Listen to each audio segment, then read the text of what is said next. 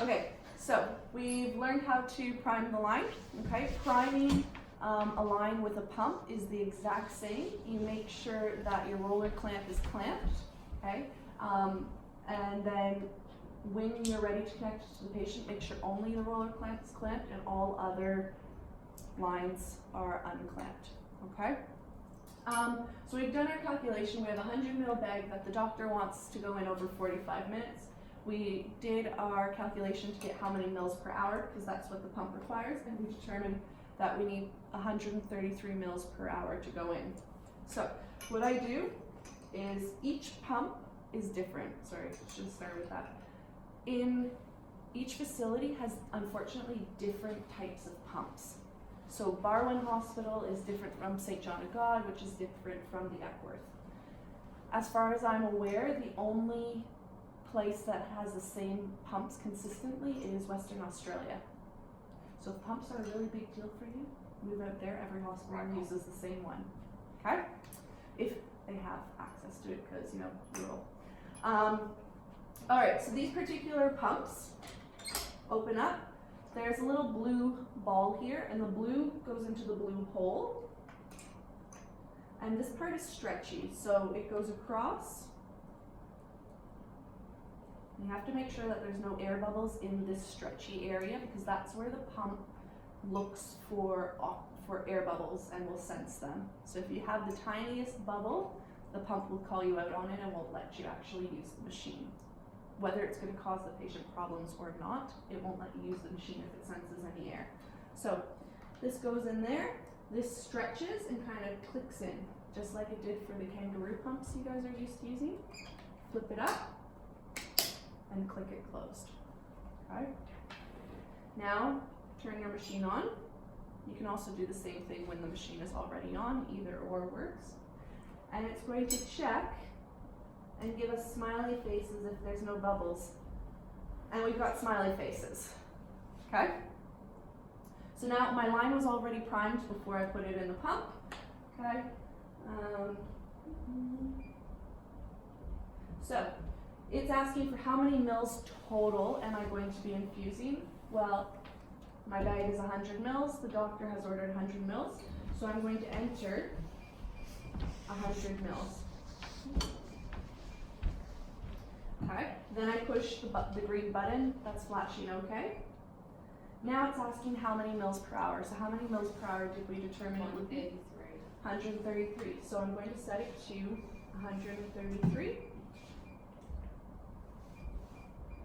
And 1, 2, 3. And I push OK. Now this green button becomes the start button. It's flashing start. When I'm ready, I'm going to push that. So what I'm going to do is I'm going to prep my patient. I'm at the bedside. So I have my syringe. Oops. Fill it with saline because I need to flush before I connect this. Alcohol swab. Do I need to be wearing gloves when I do this? No. Sorry, this starts beeping if it's on pause for too long, so you just silence it. As long as there's no blood in this tubing, it's far enough away from the insertion site that I do not need to wear gloves, okay? However, if there's blood in the tubing, I probably would. So I'm going to alcohol swab, and again, rotate your fingers firmly, twisting motion, ideally for 30 seconds, but realistically for 10. How long do you do? About 10 seconds. And then let it air dry. We do not blow on it because then we could be blowing saliva or bacteria onto it. Connect my syringe using the turbulent flush technique. Push, stop, push, stop, push, stop. Going to inject 3 mils. If it wasn't going, check that your clamps are undone. Now again, I'm going to leave my syringe attached because the lure lock is protecting it right now. It's keeping it sterile. Grab my line here, uncap it. I do not want to touch this end. It needs to stay sterile. Grab this, disconnect the syringe. Both these ends are sterile. I'm going to connect them, okay? Now, before I push start, I always want to check my line.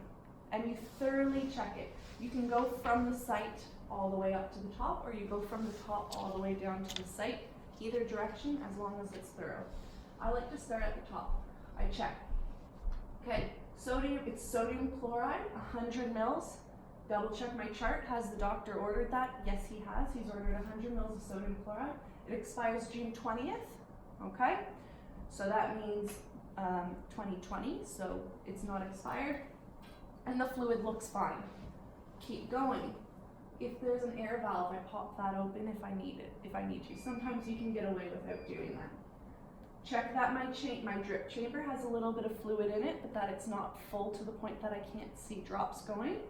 Keep going. I put my hand on the line and I follow it down so I don't accidentally miss anything. Oh look, there's a clamp, check that it's open. Oh look, there's a port here, check that there's no giant air bubbles in it. Keep going. Oh look, there's a clamp, it's clamped, it's rolled down. Good thing I was checking, I need to undo this. Keep going. When you get to the pump, don't skip the pump. This is your opportunity to recheck it. How many mils total to be infused? 100 mils. Does that match up with my bag? Yes, which matches up with my physician orders. What is my rate? 133 mils per hour. Is that correct with my drug calculations? Yes. Now I'm good to keep going. Hands on the line, follow it. Make sure there's no kinks, the patient's not sitting on it. Everything's smooth, it's looking good, there's no major air bubbles in the line.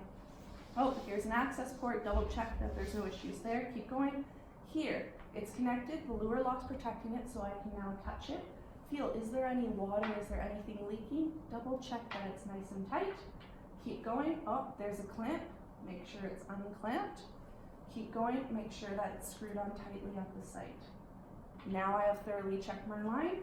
I'm ready to push start. Once I push start, I always check to make sure that it's actually dripping. And I also monitor the patient. Watch for any signs of irritation. Watch their face. Make sure that they are comfortable. Generally, I will check the infusion at about a quarter of the amount of time.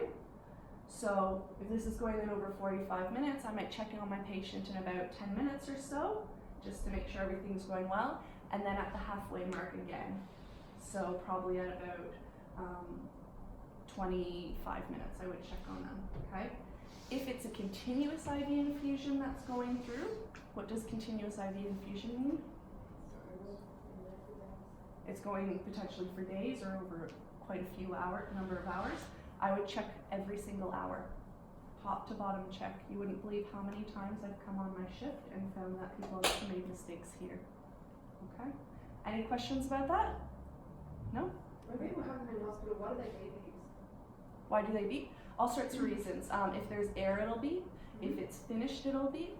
Or if the patient has, so you see where it's inserted here, if they've bent their elbow and it's kinked and blocked it off, and the pump's realizing that, oh, there's resistance, we can't push the fluid, it'll beep then as well. If it's unplugged from the wall for too long a period of time, it'll beep to remind you to plug it back in, and it'll also beep when the battery's getting low. That's why you hear a lot of beeping. Yeah, you said you saw it. Can I block the tube? Oh. So if your patient's sitting on the tube or it kinks, or if they bend their arm and really obstruct the blood flow, okay, it's beeping, and it'll usually tell you downstream occlusion. What downstream occlusion means is that from the pump down, something's blocking it, okay? Whereas if let me keep it going.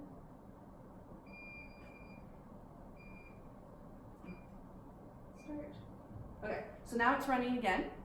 So if I were to clamp this, just give it a minute to catch on. So it's beeping. It now says upstream occlusion, which means from the pump upwards there's a problem. Okay. Any other questions?